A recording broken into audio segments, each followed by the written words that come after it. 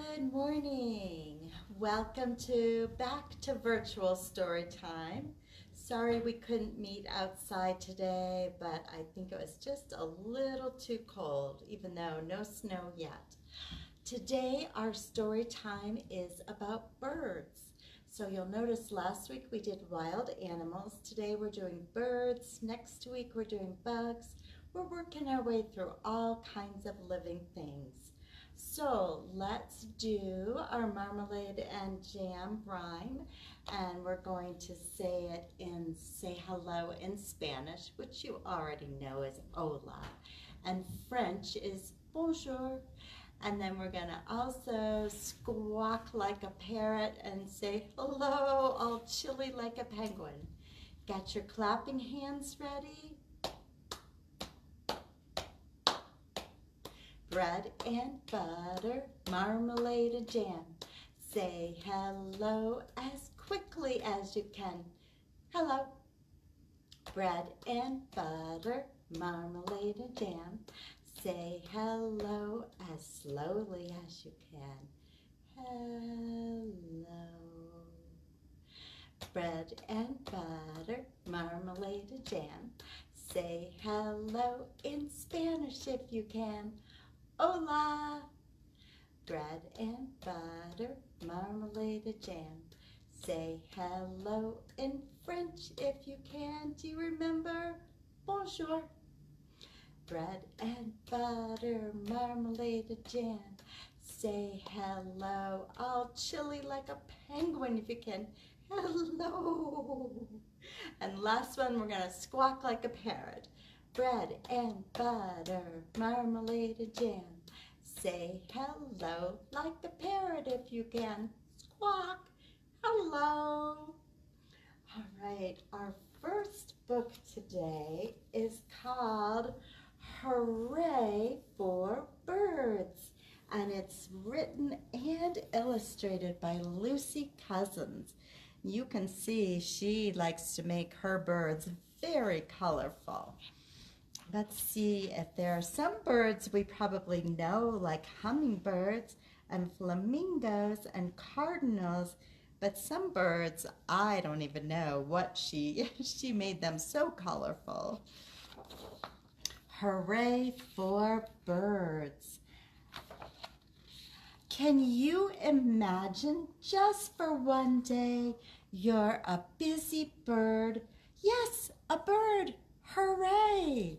I think it'd be awesome to be a bird for a day. The sun is up, the sky is blue. Wake up and shout, cock-a-doodle-doo. We don't always think about chickens being birds, but they are. Flap your wings and fly, and you can fly higher and higher up in the sky. Hop, hop, hop, peck, peck, peck. I bet the woodpeckers will be coming back soon. Now swing along and swim along. Swim along and stretch up your neck like such an elegant swan. And her baby is called a cygnet. Say, hello, darling, then swoop like a starling. Swoop up and down, swoop round and round. Scratch the ground with your feet, catch a fly with your beak. Stand very tall on just one leg. Flamingos are definitely one of my favorite birds. Say cluck, cluck, and lay an egg. Catch a wriggly snake and stretch out your wings. That has to be a big bird to catch a snake. Open your beak and sing. Tra-la, tweet, tweet, tweet. Hum, hum, hum. Cheep, cheep, cheep. Waddle like a penguin in the snow. Run like an ostrich. Go, go, go. Show off your tail and puff up your chest, and then cuddle up close with Mama in your nest. What a busy bird you've been, the funniest one I've ever seen. You began the day cock-a-doodle-doo, now say good night, too, too, hoo, hoo. Good night. Did you notice all these birds are awake and busy? And now all these birds are sleeping, including the owl. And I showed you the owl because we're going to do a finger play called 5 Little Owls. And do we have somebody saying hello? Jed is watching. I'm sorry? Jed. Jed! Okay, and Jed, hey everybody, Jed is up to 900 books on 1,000 Books Before Kindergarten. So if you are reading, don't forget to come in and collect your free book and your pin, because I bet there are more of you who are up to 500 and 600 than I've seen for a while. All right, 5 little owls. 5 little owls on a branch by the shore. A squirrel scampered by, and now there are 4. 4 little owls perched high in a tree. The wind shook one off, and now there are 3. 3 little owls with nothing to do. One got bored. Now there are 2. 2 little owls just having fun. Along came a bear, and now there's just 1. 1 little owl winked at the setting sun, flew into the forest. Now there are none. Thank you for counting with me. So we ended our last book with the bird going home to its nest. So let's read about nests. This book is called The Nest That Wren Built by Randi Soneshine, and it's illustrated by Ann Hunter, and it is published by Candlewick Press, just like our first book was. So this book is not super colorful, but I hope you'll check it out and look at it at home because it's very beautiful. And look at this, it is a brand new book. No one has checked it out yet. You might be the first. The Nest That Wren Built. There are twigs dried in the sun that Papa collected one by one to cradle the nest that Wren built. And this is the bark and snippets of twine, spidery rootlets and needles of pine that shape the nest that Wren built. So see, here one of the birdies found some, looks like maybe some yarn or some string. And these are the leaves of ruby and gold, fallen from trees sturdy and old, that weave through the nest that Wren built. This is the sack, silky and white, brimming with spiders who feast on the mites that threaten the nest that Wren built. So mites are little teeny tiny bugs, and they could bite the baby birds and hurt them. So having spiders in the nest helps protect the baby birds. And this is the snake skin warding off harm. Just the skin, not the whole snake. A scaly and thin reptilian charm draped on the nest that Wren built. And this is the moss, softer than suede, stolen from stones, cool in the shade, to line the nest that Wren built. Have you noticed yet?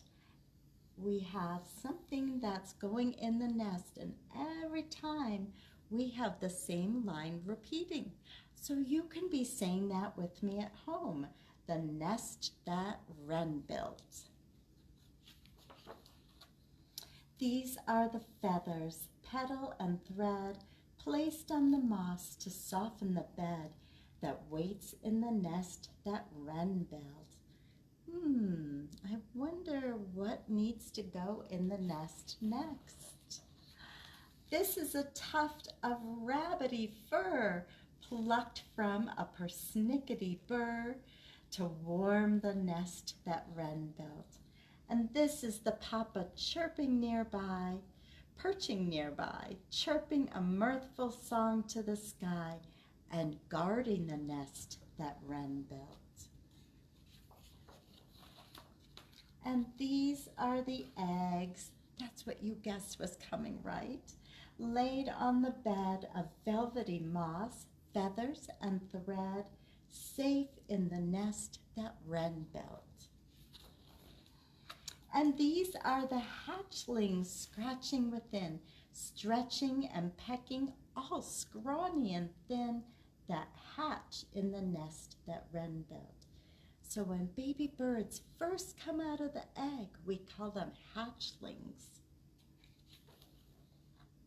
This is the papa hunting for food, a spider or a beetle to nourish the brood that wait in the nest that Wren built.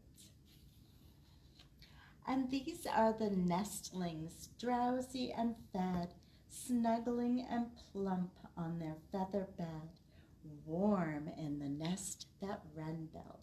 So they were first born, we called them hatchlings. They're getting a little bigger. We're calling them nestlings now. These are the fledglings. That means they're starting to get feathers on their wings. 14 days old. They inch to the edge while their feathers unfold. And then they fly from the nest that Wren built. Bye, birdies. Fly safely. Uh-oh. There's a rat. I wonder what he's doing. The end. I guess now that the nest is all empty, maybe he's going to go eat the spiders that are in the nest.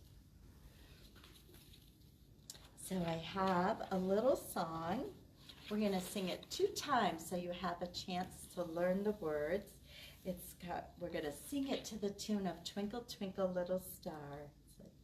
Little bird, fly around, up to the sky, down to the ground. Little bird, flap your wings, open your beak and sweetly sing. Little bird, fly to your nest.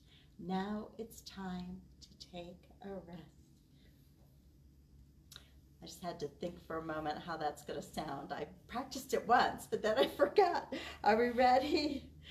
Little bird, fly around, up to the sky and down to the ground. Little bird, flap your wings, open your beak and sweetly sing. Little bird, fly to your nest. Now it's time to take a rest. Let's try that again. Little bird, fly around, up to the sky, down to the ground. Little bird, flap your wings, open your beak and sweetly sing. Little bird, fly to your nest. Now it's time to take a rest. And I don't think you're going to see too many little birds in the sky today. With all this wind and cold, they're going to be huddling in a nest or in a tree, someplace warm. Our last book today is called Inch by Inch, And this is by an author whose name I just love to say, Lionni. And we've read other books by Lionni. I bet you've maybe read the one about the chameleon, A Color of Its Own. And if you check this book out from the library, it's got a CD of the story. And this book is actually not from our library, but you could still put a request in and we could get it. Inch by Inch by Lionni, published by Harper Collins. One day, a hungry robin saw an inchworm, green as an emerald, sitting on a twig. The robin, was about to gobble that worm up. "Don't eat me, I'm an inchworm. I am useful. I measure things." "Is that so?" asked the robin. "Well, then measure my tail." That robin has a nice long tail. "That's easy," said the inchworm. 1, 2, 3, 4, 5 inches. "Ha, just think," said the robin, "my tail is 5 inches long."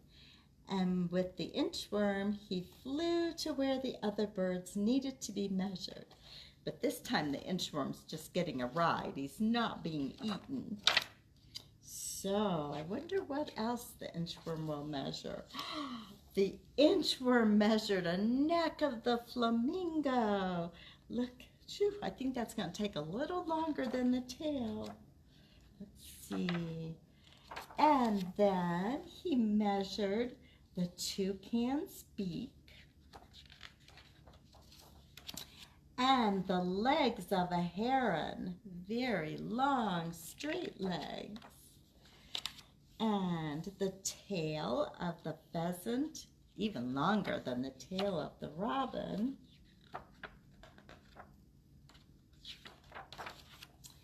And the whole hummingbird, what do you think? 1, 2, 3, plus the beak, maybe only 4 inches for that. One morning, the nightingale met the inchworm. "Measure my song," said the nightingale. "How can I do that?" asked the inchworm. "I measure things, not songs." "Measure my song or I'll eat you for breakfast," said the nightingale. The inchworm had an idea. "I'll try," he said. "Go ahead and sing." So the nightingale sang, and the inchworm measured away. He measured and measured. There he is, down on the ground. He's a little hard to see among all these green and brown leaves. Inch by inch, he inched out of sight. I need some of you kiddos here with your sharp eyes. Where is, oh, way over on this side.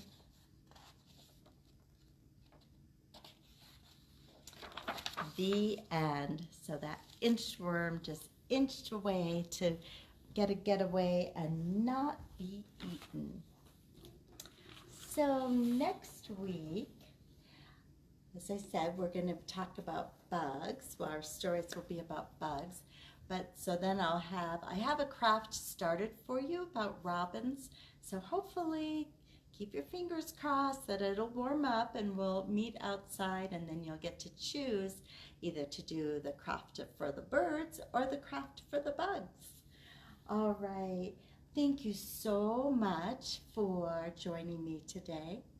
And I hope I'll see you next Tuesday. But first, the ceiling has not been tickled for a very long time. It really is feeling quite ticklish. Are you ready?